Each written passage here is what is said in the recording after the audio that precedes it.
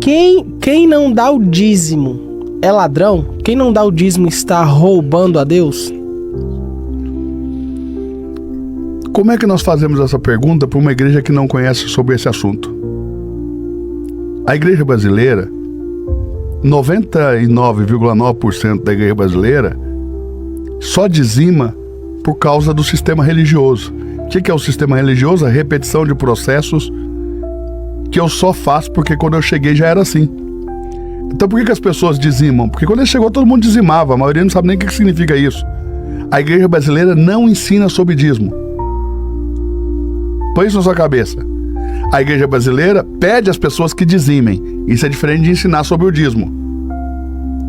A maioria das pessoas na igreja brasileira não entenderam, por exemplo, que esse dízimo que a Bíblia diz ali em Malaquias, vocês me roubam nos dízimos das ofertas, esse tipo de dízimo nós não praticamos. A igreja brasileira nunca praticou esse tipo de dízimo. Porque esse dízimo é um dízimo voltado exatamente para os judeus, e no caso ali estava falando dos sacerdotes. De uma oferta de dízimo. Então, dízimo em hebraico é maaser. Maaser.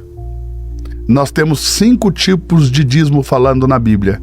Então, quando você diz quem não dizima é ladrão, você está falando de qual dos 5? Porque existe o primeiro dízimo, que é chamado Maaser Rishon, que é o primeiro dízimo, é chamado dízimo dos levitas. Esse dízimo foi instituído por quê? Israel tem quantas tribos? 12. Não, Israel tem 13 tribos. 13? E 12 territórios tribais. Vê como muda? Tem uma tribo que não tem terra, que é a tribo de Levi.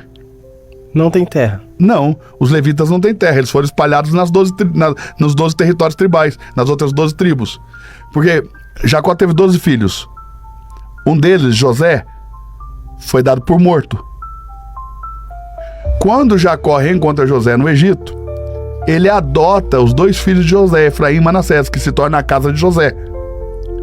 Como ele adota, ele traz aqui no meio da sua perna, faz o juramento, eles passam a ser seus filhos.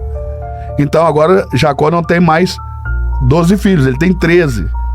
Porque José tinha sido dado como morto, mas ele adotou 2. Então você tem agora o 12º e o 13º, que é Efraim e Manassés, que compõem a casa de José. A tribo de José são 2 tribos, Efraim e Manassés. Veja bem, então agora você tem 12 territórios tribais, 13 tribos, Levi espalhada nas 12 tribos. E qual era a função dos levitas? Cuidar do santuário de Deus e das funções religiosas do povo. E eles não podiam ter terra. Não poder ter terra é como se eu dissesse para você hoje assim, ó, você vai servir de tempo integral na igreja e você não pode trabalhar fora. Aí você vai perguntar, qual que é a primeira coisa que você vai perguntar? Como é que eu vou sustentar minha família? Sim. Então Deus instituiu o dízimo.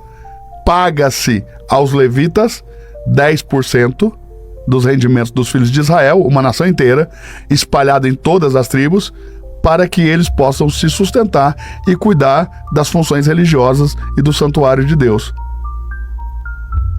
Então esse é o dízimo do levita. É justo ou não é? Eles não podem ter terra, eles não podem plantar, eles não podem colher. Então eles precisam ser sustentados pelo dízimo do povo, que é a maneira que Deus tem de pagá-los pelo trabalho que eles exercem no santuário de Deus. Eles têm um ministério de administrar o santuário de Deus e todas as questões religiosas do povo de Israel. Então esse é o primeiro dízimo, Maaser Rishon.